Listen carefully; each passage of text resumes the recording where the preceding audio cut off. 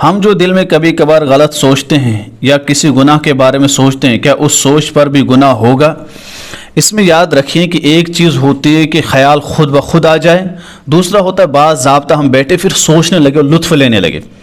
آپ کو معلوم ہوگا کہ اگر کسی غیر محرم پر آپ کی نظر پڑی تو گناہ نہیں ہے، لیکن آپ نے بعض ضابطہ دیکھنا چاہا، کہا دیکھ لوں اور لطف لیں، تو اس سے گناہ ہوگا دیکھنے کا۔ بات اچانک آپ نے کسی کی سنی،